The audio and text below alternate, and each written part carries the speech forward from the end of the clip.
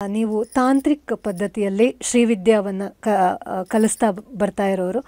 So ತಾಂತ್ರಿಕ ಪರಂಪರೆ ಅಂತ ಅಂದ್ಕೂಡಲೇ ನಮ್ಮ ಜನಸಾಮಾನ್ಯರಲ್ಲಿ ಒಂದು ಭಯ ಇದೆ. ಎಲ್ಲೋ ಒಂದು ಕಡೆ ಕಾಮ ಅಲ್ಲಿ ಮುಖ್ಯ ಕೆಲಸ ಮಾಡುತ್ತೆ, ಕಾಮ ಪ್ರಧಾನವಾಗಿರುತ್ತೆ ಅನ್ನುವಂತಹ ಒಂದು ನಂಬಿಕೆ. ಅದು ಮಿಥ್ಯ, ನಿಜವ, ವಾಸ್ತವ ಏನು? ಅದರ ಬಗ್ಗೆ ಸ್ವಲ್ಪ ವಿವರಿಸ್ಬೋದಾ? ಇವತ್ತು ತಂತ್ರದ ಬಗ್ಗೆ ಈ ಒಂದು ಅಭಿಪ್ರಾಯ, ಸೆಕ್ಸ್ ಆ್ಯಂಡ್ ತಂತ್ರ ಆರ್ ತಾಂತ್ರಿಕ್ ಸೆಕ್ಸ್ ಅನ್ನೋದು ಎಲ್ಲರ ತಲೆಯಲ್ಲಿ ಕುಣಿದಾಡ್ತಾ ಇರುವಂಥ ಪ್ರಶ್ನೆ. ಇದರಲ್ಲಿ ಕೆಲವರಿಗೆ ಭಯ ಅನ್ನಿಸ್ಬೋದು ಮತ್ತು ಕೆಲವರಿಗೆ ಆಸೆ ಆಗ್ಬೋದು. ಈ ದಾರಿಯನ್ನು ಹಿಡಿದ್ರೆ ನಾವು ಇನ್ನಷ್ಟು ದೊಡ್ಡದಾಗಿ ಈ ಜೀವನವನ್ನು ಎಂಜಾಯ್ ಮಾಡ್ಬೋದೇನೋ ಅಂತಹದ್ದು ಇರಬಹುದು. ಅಥವಾ ಈ ದಾರಿನಲ್ಲಿ ಹೋಗಿ ಅಬ್ಬಬ್ಬಾ ಇಂಥದ್ರಲ್ಲೆಲ್ಲ ಸಿಕ್ಕಾಕೊಂಡ್ಬಿಟ್ರೆ ಗತಿ ಏನು ಅನ್ನುವಂತಹ ಎರಡೂ ರೀತಿಯ ಧೋರಣೆಗಳನ್ನು ನಾವು ಕಾಣಬಹುದು ಇದರಲ್ಲಿ.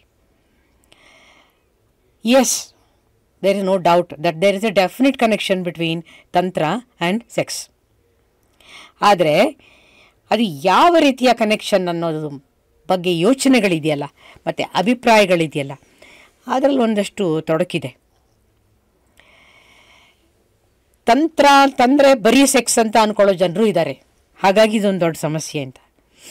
ಆದರೆ ನಾನು ನಿಮಗೆ ಹೇಳ್ತಾ ಇದ್ದೀನಿ, ನಾನು ಏನು ಒಂದು ಸಾಧನೆಯನ್ನು ಶ್ರೀವಿದ್ಯಾ ಮಾರ್ಗ ಅಥವಾ ಶ್ರೀವಿದ್ಯಾ ತಂತ್ರ ಮಾರ್ಗ ಅಂತ ಕರಿತೀವಿ, ಅದರಲ್ಲಿ ಮಾಡಿದಂತಹ ಸಾಧನೆಯಲ್ಲಿ ಸೆಕ್ಸ್ಗೆ ಅಥವಾ ಲೈಂಗಿಕತೆಗೆ ಒಂದು ದೊಡ್ಡ ಸ್ಥಾನ ಅನ್ನೋದು ಇಲ್ಲವೇ ಇಲ್ಲ. ಹಾಗಾದರೆ ಅದನ್ನು ಈ ಒಂದು ಸಾಧನಾ ಮಾರ್ಗ ಡಿಲೀಟ್ ಮಾಡಿದೆಯಾ, ಪ್ರೊಹಿಬಿಟ್ ಮಾಡಿದೆಯಾ, ಬಹಿಷ್ಕಾರ ಹಾಕಿದೆಯಾ ಅಂದರೆ ಅದು ಅಲ್ಲ. ಹಾಗಾದರೆ ಈ ತಂತ್ರ ಮತ್ತು ಸೆಕ್ಸ್ ಅನ್ನೋದು ಎಲ್ಲಿ ಹುಟ್ಕೊಳ್ತು ಅನ್ನೋ ಪ್ರಶ್ನೆ. ಇದಕ್ಕೆ ಒಂದು ಡೆರೋಗೇಟಿವ್ ಸ್ಟೇಟನ್ನು ಜನ ಹೇಗೆ ಕೊಟ್ಟರು ಅನ್ನೋದು ಪ್ರಶ್ನೆ.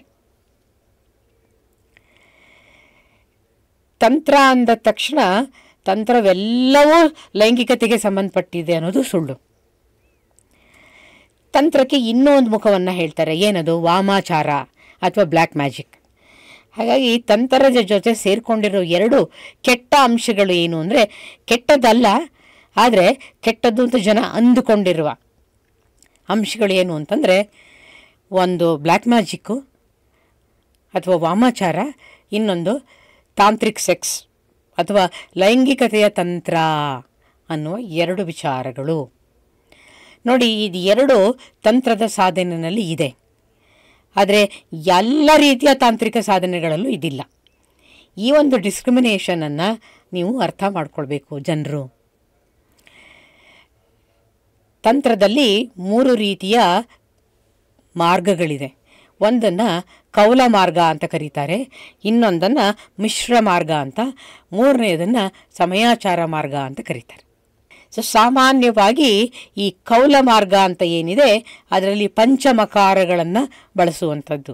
ಅದು ಮದಿರೆ ಇರ್ಬೋದು, ಅಂದರೆ ಆಲ್ಕೋಹಾಲ್ ಇರಬಹುದು, ಅಥವಾ ಮತ್ಸ್ಯ, ಎಲ್ಲ ಮಕಾರದಿಂದ ಸ್ಟಾರ್ಟ್ ಆಗುತ್ತೆ.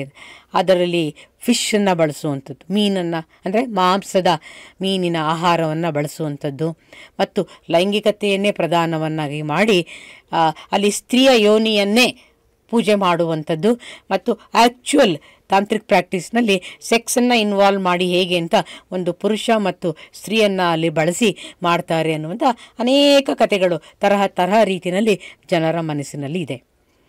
ಆದರೆ ನಿಜವಾದ ಶುದ್ಧವಾದ ಕೌಲ ಮಾರ್ಗದಲ್ಲಿ ಜನ ಅಂದ್ಕೊಂಡ ರೀತಿಯಲ್ಲಿ ಇಲ್ಲ ಅದು.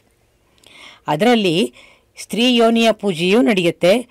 ಗುರು ಒಬ್ಬ ಸಾಧಕನನ್ನು ಅಥವಾ ಸಾಧಕಿಯನ್ನು ಲೈಂಗಿಕತೆಯನ್ನು ಬಳಸಿ ದಟ್ ಸ್ಟೇಟ್ ಆಫ್ ಬ್ಲಿಸ್, ಆ ಒಂದು ಪರಮಾನಂದದ ಉತ್ಕೃಷ್ಟವಾದಂತಹ ಒಂದು ಸ್ಥಿತಿ ಏನಿದೆ ಅದನ್ನು ಹೇಗೆ ಪಡೆಯಬಹುದು ಅನ್ನೋದಕ್ಕೆ ದಾರಿಯನ್ನು ತೋರಿಸ್ಕೊಡ್ತಾನೆ. ಅದರಲ್ಲಿ ಸ್ವೇಚ್ಛೆಯಾಗಿ ಲೈಂಗಿಕತೆಯನ್ನು ಬಳಸೋದಿಲ್ಲವೇ ಇಲ್ಲ. ಬಹಳ ಡಿಸಿಪ್ಲಿನ್ಡಾಗಿ ಮನಸ್ಸಿನ ಅತ್ಯಂತ ನಿಯಂತ್ರಿತವಾದ ರೀತಿಯಲ್ಲಿ ಅದನ್ನು ಮಾಡಬೇಕಾಗುತ್ತೆ. ಹಾಗಾಗಿ ಕೌಲ ಮಾರ್ಗ ಜನರು ಅಂದ್ಕೊಳ್ಳೋ ರೀತಿ ಅದು ಸುಲಭ ಮಾರ್ಗ ಅಲ್ಲ. ಆದರೆ ಇದು ಭ್ರಷ್ಟವಾಗಿರೋವಂತಹ ಒಂದು ದಾರಿ ಇವತ್ತಿಗೆ ಆಗಿರೋದ್ರಿಂದ ಆ ಹೆಸರನ್ನು ಬಳಸಿ ಜನರನ್ನು ಈ ದಾರಿಗೆ ಎಳೆದು ಹಣವನ್ನು ಮಾಡೋದು ಅಥವಾ ಲೈಂಗಿಕ ಸ್ವೇಚ್ಛಾ ಪ್ರವೃತ್ತಿಯನ್ನು ಅವರಿಗೆ ಕ್ರಿಯೇಟ್ ಮಾಡಿಕೊಡುವಂತಹ ವ್ಯವಸ್ಥೆ ಆಗಿ ಇದು ಬಹಳ ಒಳ್ಳೆಯ ಶ್ರೇಷ್ಠವಾದ ಒಂದು ಕೌಲ ಮಾರ್ಗ ಕೂಡ ಇವತ್ತು ಭ್ರಷ್ಟವಾಗಿದೆ.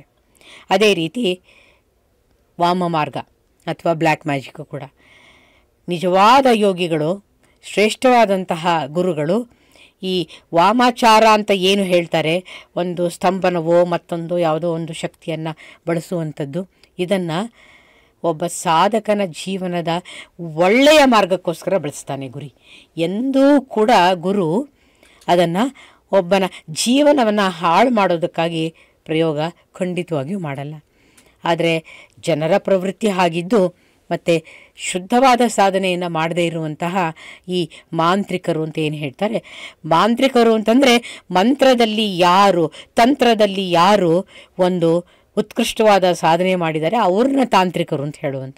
ಆದರೆ ಇವತ್ತು ಜನರು ಅದನ್ನು ಎಷ್ಟು ಅಪಾರ್ಥದ ರೀತಿಯಲ್ಲಿ ಬಳಸ್ತಾರೆ ಅಂತಂದರೆ, ತಾಂತ್ರಿಕರು ಅಂತಂದರೆ ಭಯ ಬೀಳುವಂತಹ ವ್ಯವಸ್ಥೆ ಇದೆ ಅಂತ.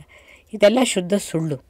ಆದರೆ ವ್ಯವಸ್ಥೆಯಲ್ಲಿ ಭ್ರಷ್ಟತೆ ಬಂದಿರೋದ್ರಿಂದ ಇದು ನಡೀತಾ ಇರೋದು ಕೂಡ ಅಷ್ಟೇ ಸತ್ಯವಾದ್ದು. ಆದರೆ ನಿಜವಾದಂತಹ ಸಾಧನೆಯಲ್ಲಿ, ಅಂದರೆ ಮುಂದೆ ಬರುವಂತಹ ಕೌಲ ಮಾರ್ಗದ ನಂತರ ಬಂದಿದ್ದಂತಹ ಮಿಶ್ರ ಮಾರ್ಗ ಅಥವಾ ಅತ್ಯಂತ ಶ್ರೇಷ್ಠವಾದ ಮಾರ್ಗ ಅಂತ ಇವತ್ತು ಗಣನೆಗೆ ತಂದುಕೊಂಡಿರುವಂತಹ ಸಮಯಾಚಾರ ಮಾರ್ಗ ಅಂತೇನಿದೆ ತಂತ್ರದಲ್ಲಿ, ಇದು ಉತ್ಕೃಷ್ಟವಾದ ಸಾಧನೆಯನ್ನು ಮಾಡೋದಕ್ಕೆ ಇರುವ ದಾರಿ. ಹಾಗಾಗಿನೇ ಕೌಲ ಮಾರ್ಗದಲ್ಲಿ ಇದ್ದಂತಹ ಈ ಭ್ರಷ್ಟತೆಯನ್ನೆಲ್ಲವನ್ನು ತೊಡೆದು ಹಾಕಿ ಅದಕ್ಕೆ ಒಂದು ಶುದ್ಧವಾದ ಪವಿತ್ರವಾದ ದಾರಿಯನ್ನು ನಿರ್ಮಾಣ ಮಾಡುವಂತಹ ಕೆಲಸವನ್ನು ನಮ್ಮ ಶ್ರೇಷ್ಠ ಗುರು ಪರಂಪರೆಯಲ್ಲಿ ಶಂಕರಾಚಾರ್ಯರು ಆರಂಭ ಮಾಡಿದರು. ಇಂತಹ ಈ ನಾನ್ಸೆನ್ಸ್ ಅನ್ನೋದೇನಿದೆ, ತಂತ್ರ ಆ್ಯಂಡ್ ಸೆಕ್ಸ್, ತಂತ್ರ ಆ್ಯಂಡ್ ಬ್ಲ್ಯಾಕ್ ಮ್ಯಾಜಿಕ್, ಅದೆಲ್ಲವನ್ನು ಕೆಟ್ಟ ಪದ್ಧತಿಯನ್ನು ತೊಡೆದು ಹಾಕಿ ಅದಕ್ಕೆ ಒಂದು ಶುದ್ಧವಾದಂತಹ ಸಾಧನ ಮಾರ್ಗವನ್ನು ಕೊಟ್ಟಿದ್ದಾರೆ. ಅದನ್ನು ಇವತ್ತು ಸಮಯಾಚಾರ ಅನ್ನೋ ಹೆಸರಿನಲ್ಲಿ ಜನರಿಗೆ ತಲುಪಿಸುವಂತಹ ಪ್ರಯತ್ನವನ್ನು ಹಿಮಾಲಯದ ಪರಂಪರೆ ಮತ್ತು ಅನೇಕ ಮಾರ್ಗಗಳು ಇವತ್ತು ಜನರಿಗೆ ಕೊಡೋದಕ್ಕೆ ಸಿದ್ಧವಾಗಿ ಶುದ್ಧವಾಗಿ ನಿಂತಿದೆ.